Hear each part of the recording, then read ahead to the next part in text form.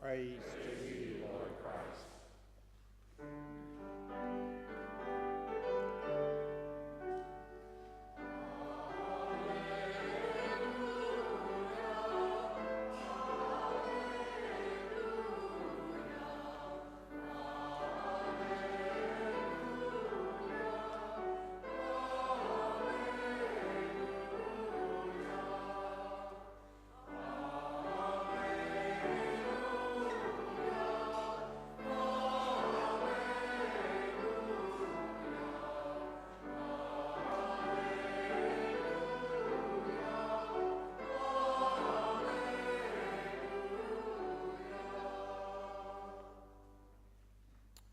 In the name of the Father, Son, and Holy Spirit, please be seated.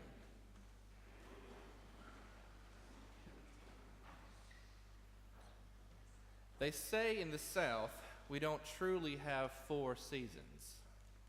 And instead of the usually nice separated seasons of spring, summer, fall, and winter, we generally have 3. Ridiculously unbearably hot, just regular unbearably hot, and oh my gosh, I'm tired of the cold and ready for the hot again. And I don't know what everybody else does, but the heat doesn't stop me from at least pretending that we can still have nice seasons. And we've just entered what I think is my absolute favorite season of all. See, I really love fall. The leaves change and gather below trees. The thick August nights give way to cooler, crisper ones, and we're forced to find jackets we haven't seen in a year. Football is in full swing, and the games start meaning more, don't they? At least some years we even pretend about that too. We have Halloween, and I'm not ashamed to say I'm 34 years old and I still dress up for Halloween. And in our neck of the woods, as peanut capital of the world, fall means harvest time. Even if the temperature doesn't feel like fall, you most certainly can tell it's harvest season. You start to notice the gigantic combines as they slowly meander in front of your car. And if you're like me, you can tell it's peanut time because your eyes won't stop itching and your nose runs all day long. What we notice mostly is the fruits of the farmer's labor. And unless we are farmers ourselves, we don't see all the tireless work that goes on before the harvest. A great deal of planning goes on that we don't even think about. The farmer has to envision his harvest. He then purchases the best peanuts to plant, and he must prepare and plow the soil. Before even the first peanuts are planted, a tremendous amount of hope is placed in his field. After all, this is the very livelihood of himself and many of our area, but what happens when his field doesn't produce a good crop? For the last 2 weeks, our readings have been all focused on this harvest theme. So before I go any further, let me ask you, what do you think of when you think of vineyards? Probably grapes. And what about grapes? Wine. And what about wine, especially as it pertains to the church? Probably communion. And as we all know that in communion, the Holy Eucharist is the way by which the sacrifice of Christ is made present in us, in which he unites us to one offering of himself. You see, vineyards are a metaphor for hope in the Bible. Very much like planting peanuts, vineyards take a lot of planning. But unlike our famed export, vineyards take a whole lot of time to develop. It can take years before a farmer receives the fruit of his labor. So when you read about planting vineyards in the Bible, it means now we are finding enough peace, stability, and hope to work for the long haul. For immediate needs, you plant wheat and pray, "Give us this day our daily bread." But when people are longing, hoping, and dreaming in wilderness and in exile such as Israel, preachers say, "You will plant vineyards again. There will be new wine. We can believe in the future." A new and unending future is what God intended in our gospel this morning. As we heard, the vineyard owners ensures everything he possibly could for a fruitful harvest, but something went awry. The tenants turned on the owner, wanting to keep the fruits for themselves. They even began beating the help and killed the heir, the owner's son. As we read and revisit this narrative, we begin to understand the meaning of this story. Each character corresponds to something in real life. The wicked tenants represented the religious leaders of Jerusalem.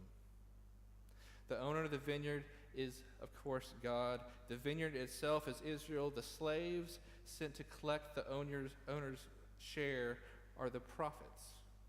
And the Son is Jesus, foreshadowing his own rejection, betrayal, and death.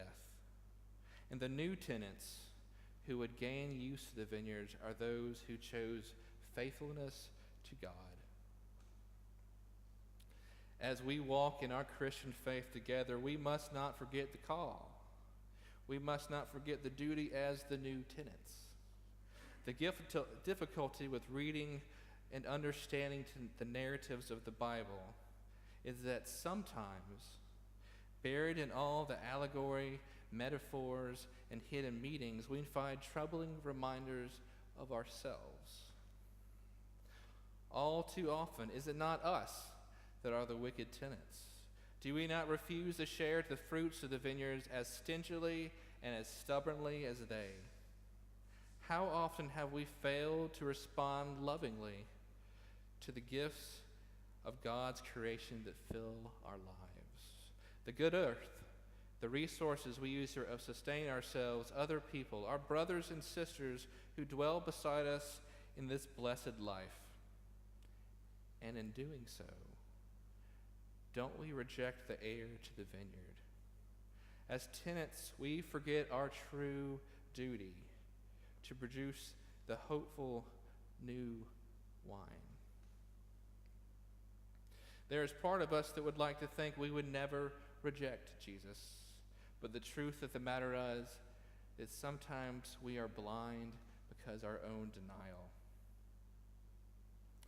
None of us falls into sin, but rather we walk into it willingly, one small step at a time on our own. In the parable of the wicked tenants, we learn that after the landowner set everything in its place for a fruitful living, he went to another country. Now, it doesn't say why he left, only that he did.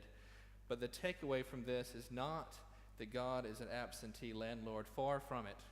He placed great care and hope in the planting of the vineyard, even building a fence and watchtower to guard its borders. No, he is not absent, but he does let us make our own mistakes. He allows us to determine our own fruitfulness.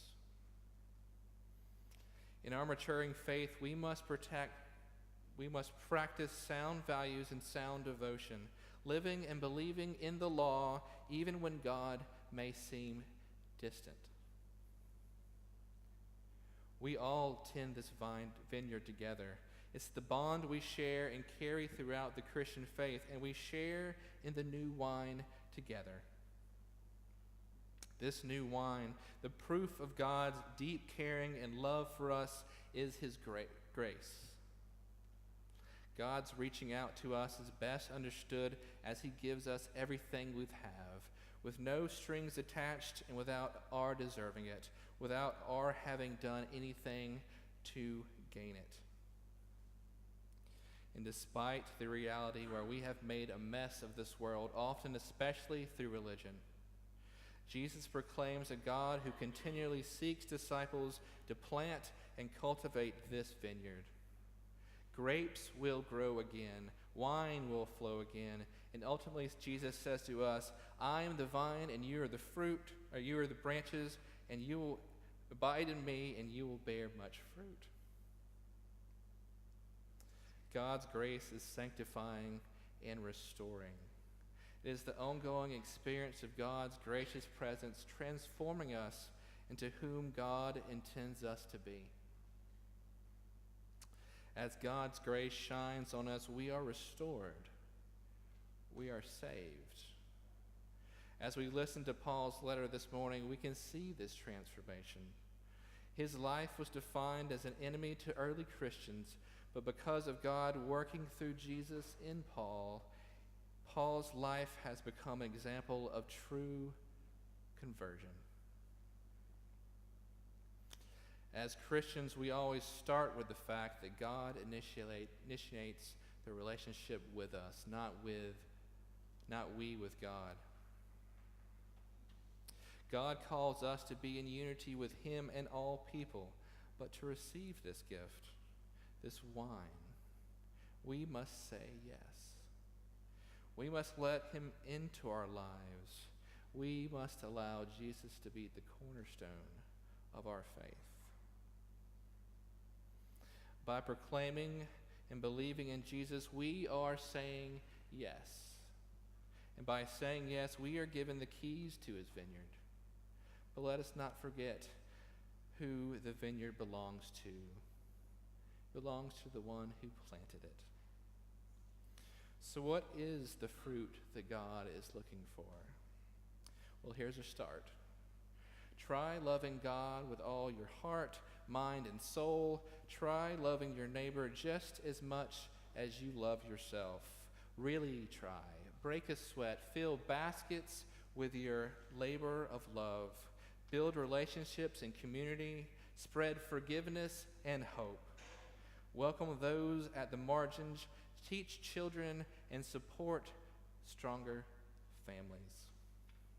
You see, this is all vineyard work too. This is truly the fruit of the Spirit. Just as surely as those slow-moving combines are bringing in the harvest, we bring in the harvest by participating in his work for God's kingdom. And then, when the owner of the vineyard comes to collect what is his, give it to him. Amen.